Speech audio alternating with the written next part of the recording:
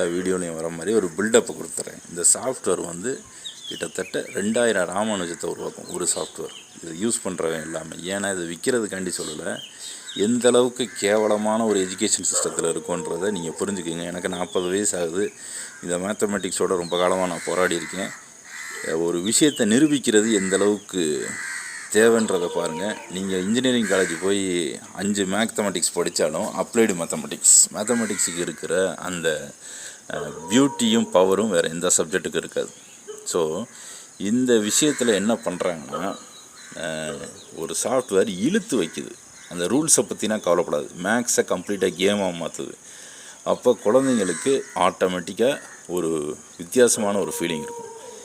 இதை வந்து கல்வி முறைகள் அவங்களோட கற்பனை சக்தியை அழிக்குது. இது எப்படி 1000 ராமானுஜம் 1000 ஐன்ஸ்டீனை எப்படி உருவாக்குன்றதை நீங்களே கடைசி சொல்லுவீங்க. ஏன்னு கேட்டிங்கன்னா, இதை தப்பாக தான் செய்யும். ஆனால் தப்பாக செய்யும்போது ஒரு வழிமுறையோடு செய்யும். 1000 வழிகளில் அது வேலை செய்யலை, ஒரு வழியில் வேலை செஞ்சது தான் நம்ம கரெக்டுன்றோம்.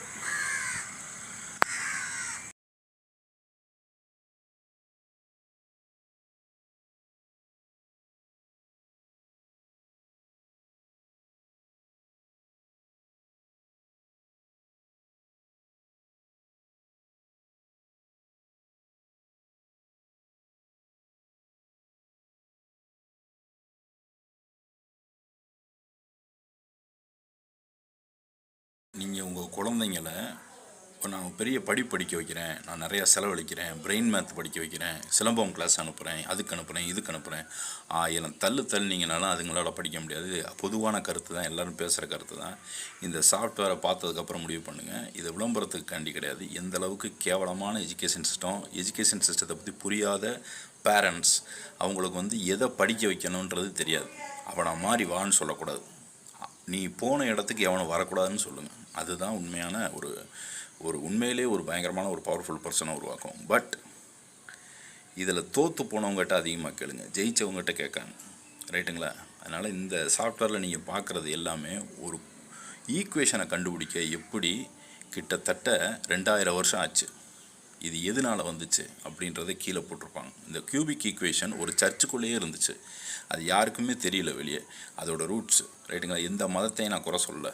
பட் நான் ஃபேக்டை சொல்கிறேன். ஃபேக்ட் தப்பாக இருந்தால் நீங்கள் வெர்டாசியம்ன்ற ஒரு யூடியூப் சேனலில் போய் இதை ரெஃபர் பண்ணுங்கள்.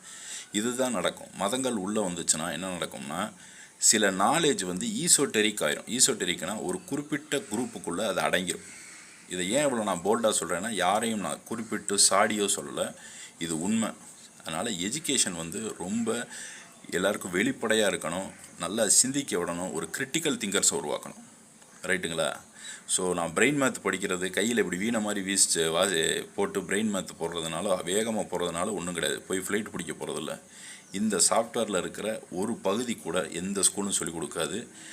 ஃபஸ்ட் கிளாஸில் பாஸ் ஆகி நல்லாசிரியர் விருது வாங்கின ஒரு வாத்தியார்னால கூட சொல்ல முடியாது. ஏன்னா வாத்தியார்னா சிரிக்கணும், அவருக்கு ஜாலியாக இருக்கணும், அப்படி தான் இப்போ இருக்கிற ஜென்ரேஷன் நினைக்கிது. எந்த அளவுக்கு இந்த சாஃப்ட்வேர் வந்து உங்களை கிரிட்டிக்கல் திங்கராக மாற்றும்னா, கட்டாயமாக உங்களை நிறைய பேர் அதிக பிரசங்கினே சொல்கிறதுக்கு அளவுக்கு மாற்றும்.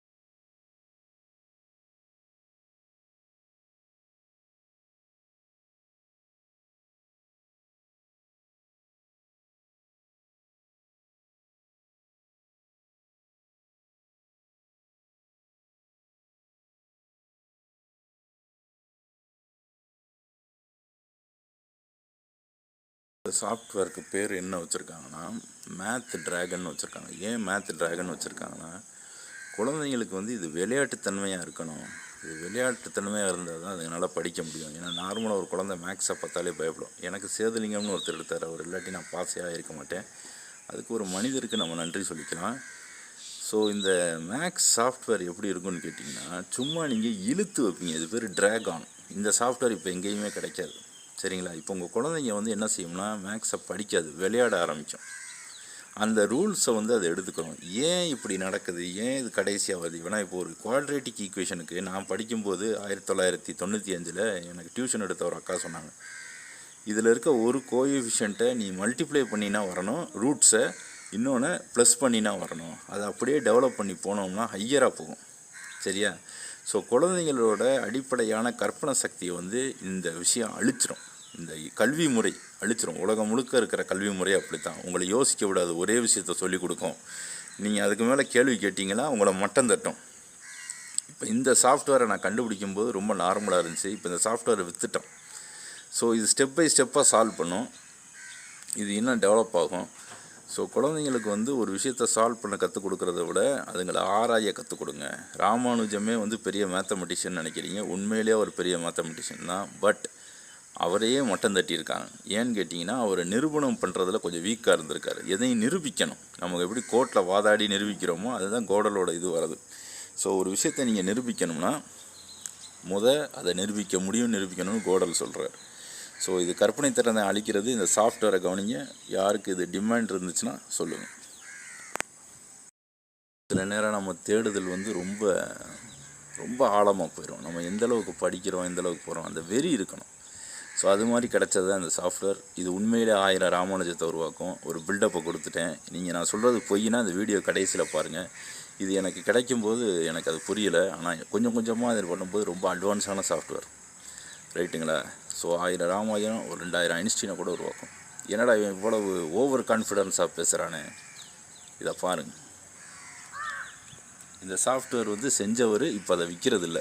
அந்த சாஃப்ட்வேரை நான் டவுன்லோட் பண்ணேன். நானும் அதை யார்கிட்டையும் கொடுக்குறதில்ல. சரியா? உங்கள் பிள்ளைங்க வந்து நீங்கள் நினைக்கிறீங்க பிரெயின் மேத்து, இந்த கையை வந்து வீணை மாதிரி வாசித்து மேக்ஸ் போடுறது. மேக்ஸுன்றது வந்து ஒரு ரொம்ப டீப்பான பவர்ஃபுல்லான ஒரு சப்ஜெக்டு. நீங்கள் நினைக்கிற மாதிரி உங்கள் பிள்ளைகளை வந்து நீங்கள் வேகமாக மேக்ஸ் போட சொன்னீங்கன்னா கால்குலேட்டர் கூட போகும். நீங்கள் வந்து உங்கள் பிள்ளைகளை முதலாளிகளுக்காண்டி ரெடி பண்ணுறீங்க, அவங்கள கார்ப்பரேட்ஸ்க்காண்டி ரெடி பண்ணுறீங்க, அவங்களையும் ஒரு பணம் சம்பாதிக்கிற ஒரு மிஷினாக மாற்றுறீங்க. சுய சிந்தனைன்றது வரவே வராது கடைசி வரைக்கும்.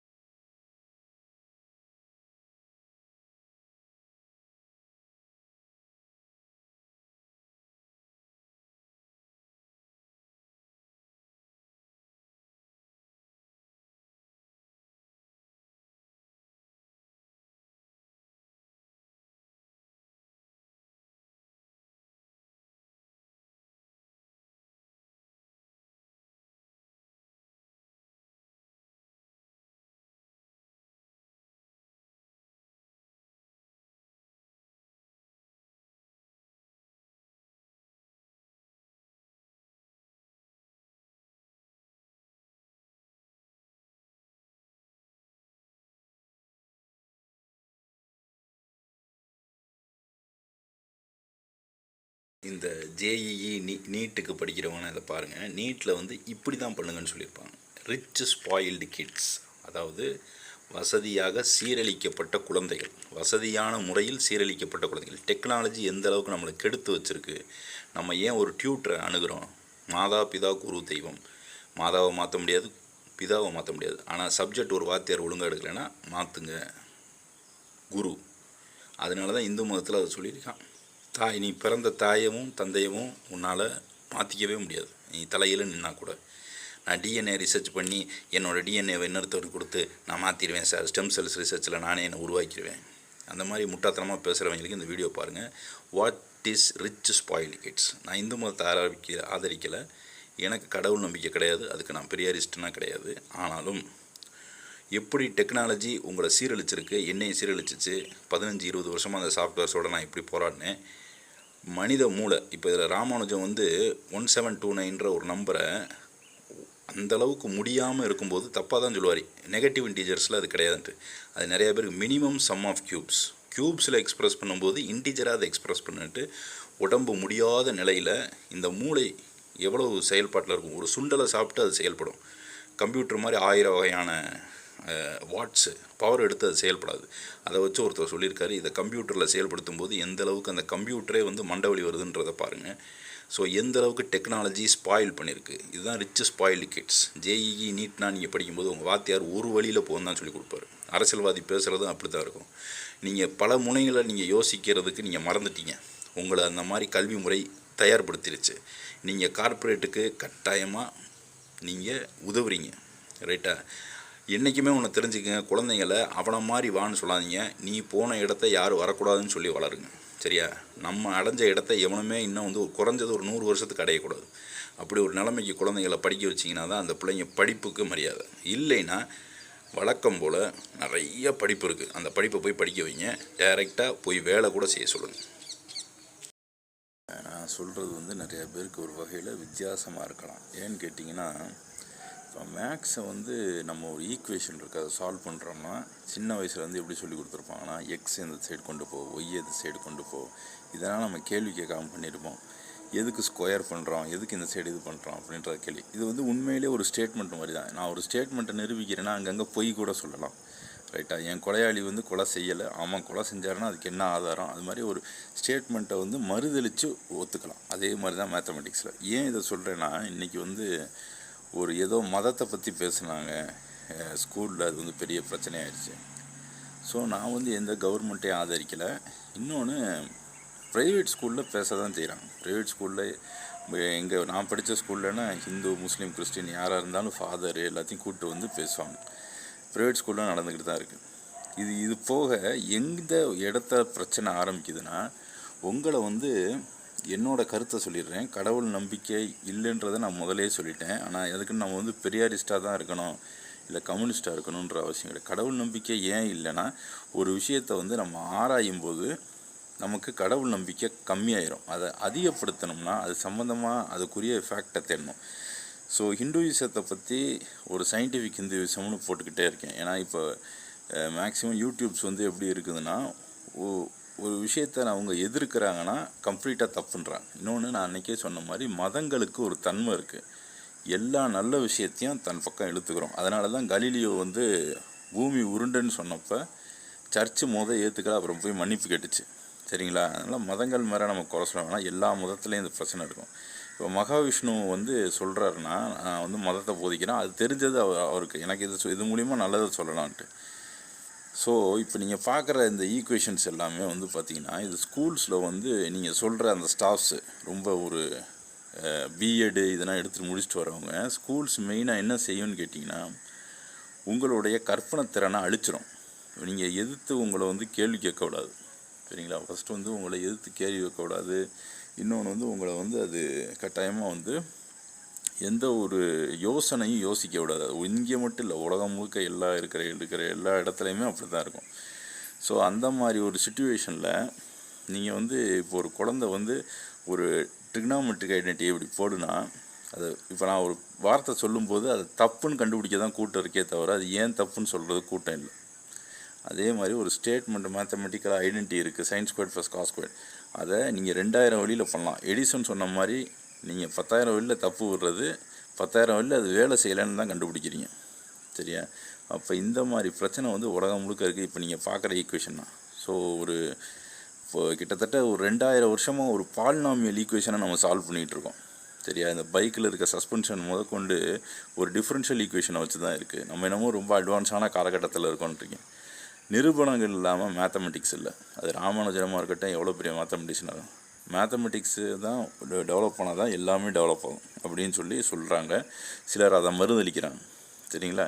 ஸோ நான் என் வாழ்நாள் முழுக்க அதை வந்து உண்மை நம்பிகிட்டு இருந்தேன். பட் ஆனால் இப்போ அதை வந்து இல்லைன்றாங்க சிலர். அதுக்கு ஒரு காரணமும் சொல்கிறாங்க. ரைட்டா?